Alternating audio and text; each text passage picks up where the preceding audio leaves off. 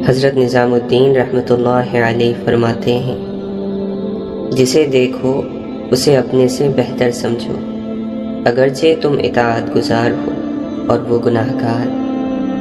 ہو سکتا ہے کہ یہ تمہاری آخری اطاعت ہو اور اس کا آخری گناہ۔ حضرت علی رضی اللہ عنہ فرماتے ہیں، دنیا میں ہر دکھ کی دوا دوست ہے، لیکن جو دکھ دوست دیتے ہیں اس کی دوا پوری دنیا میں نہیں ملتی۔ حضرت عبد القادر جیلانی رحمۃ اللہ علیہ فرماتے ہیں، کائنات میں خیر اور شر دونوں موجود ہیں۔ شر سے بچنے کا واحد راستہ یہ ہے کہ اللہ کی رضا میں یوں ڈوب جاؤ کہ صرف اللہ ہی اللہ باقی رہ جائے۔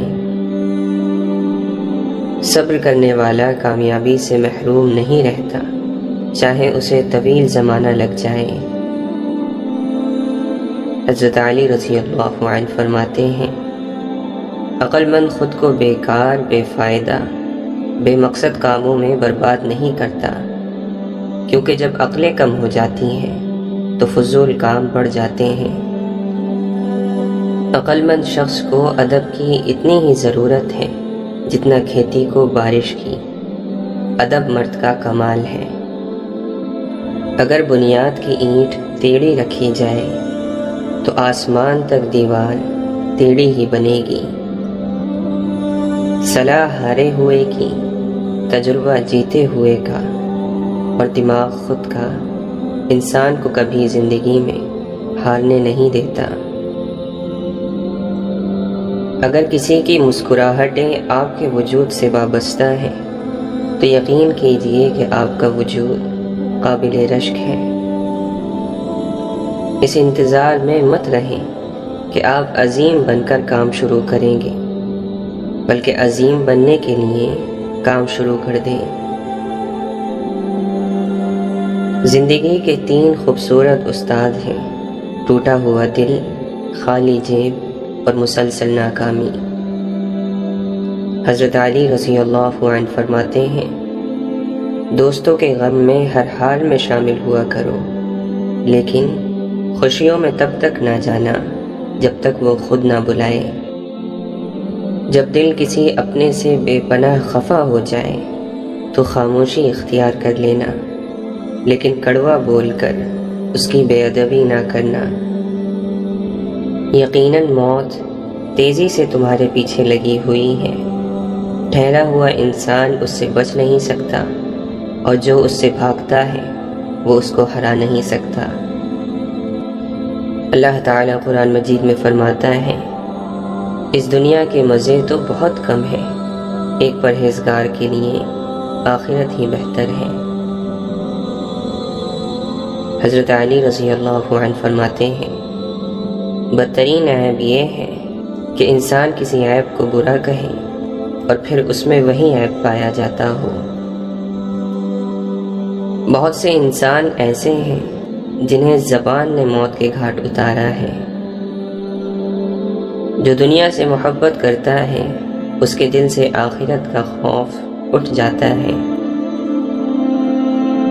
عقل کی علامت میں سے ایک یہ ہے کہ غرور اور دھوکے کے گھر یعنی اس دنیا سے دوری اور ہمیشگی کے گھر یعنی آخرت کی طرف رجوع کیا جائے، اور قبروں میں رہنے کے لیے سامان تیار کیا جائے۔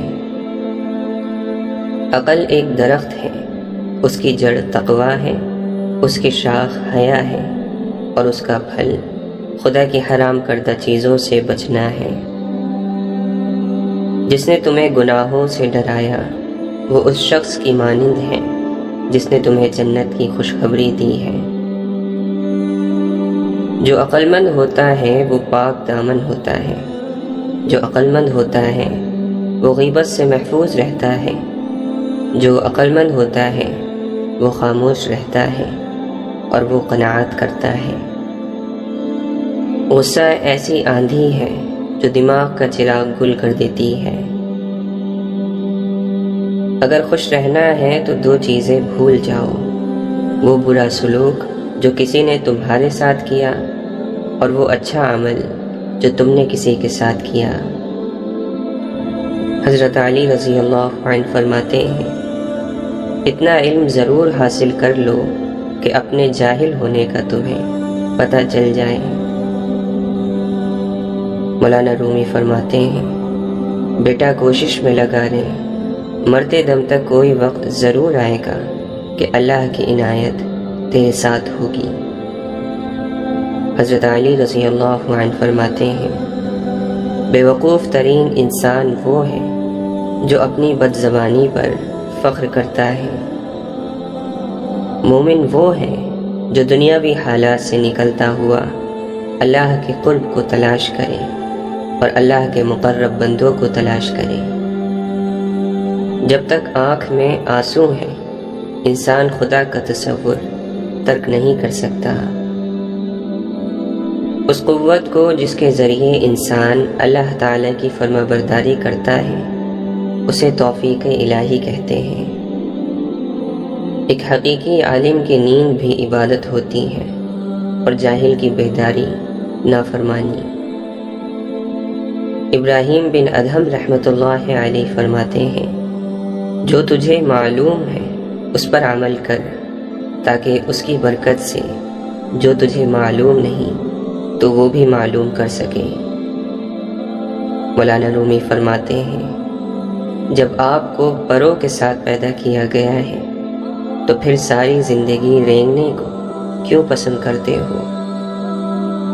1000 قابل انسان مر جانے سے اتنا نقصان نہیں ہوتا جتنا ایک بے وقوف کے اقتدار حاصل کرنے سے ہوتا ہے۔ تم جتنا زیادہ خاموش رہو گے اتنا زیادہ سننے کے قابل ہوگے۔ جس کے کام شیطان اور درندوں جیسے ہوتے ہیں، نیک لوگوں سے اس کو بدگمانی رہتی ہے۔ ناکامی کا منہ اکثر اس وقت دیکھنا پڑتا ہے جب ہم کامیابی کو حاصل کرنے کے لیے اللہ کے اصول توڑ دیتے ہیں۔ اللہ امتحان کے بعد انعام کا حقدار قرار دیتا ہے اور بغیر امتحان لیے کسی باعزت کو ذلیل نہیں کرتا۔ حضرت علی رضی اللہ عنہ فرماتے ہیں، تنگ دستی جسے لوگ معیوب سمجھیں اس مالداری سے اچھی ہے جس سے انسان گناہوں اور خرابی میں مبتلا ہو کر ذلیل و رسوا ہو جائے۔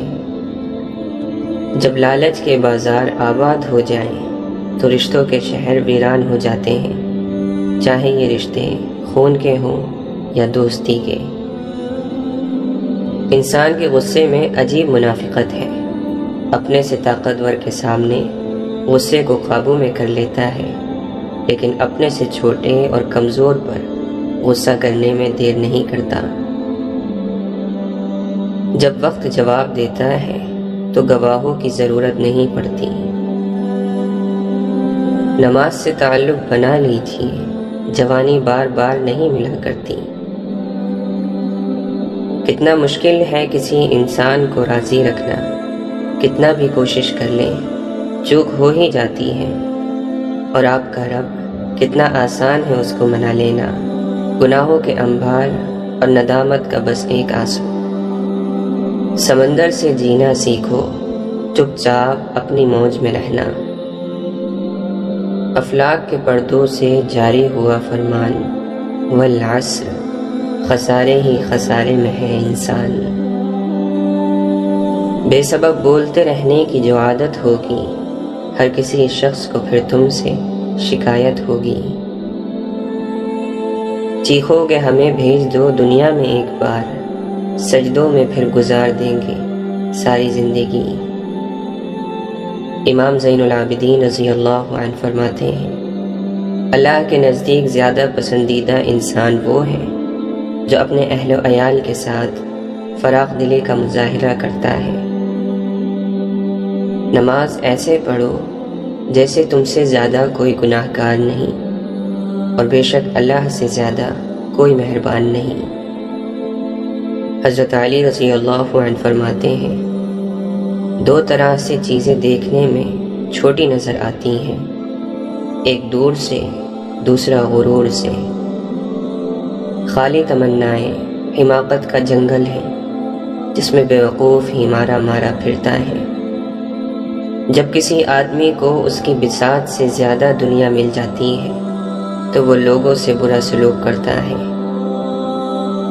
اللہ کے نبی صلی اللہ علیہ وسلم نے فرمایا، جب آدمی اپنے مسلمان بھائی سے محبت رکھے تو اسے چاہیے کہ وہ اسے بتا دے کہ وہ اس سے محبت رکھتا ہے۔ شیخ سعدی رحمۃ اللہ علیہ فرماتے ہیں، جو ہوش میں ہے وہ کبھی تکبر نہیں کرتا۔ آزاد وہی ہے جو اللہ کے سوا کسی اور کی توجہ کا طلبگار نہیں۔ گناہ کے دوران موت نہ آنا اور گناہ کے بعد توبہ کی مہلت ملنا اللہ کا بڑا احسان ہے۔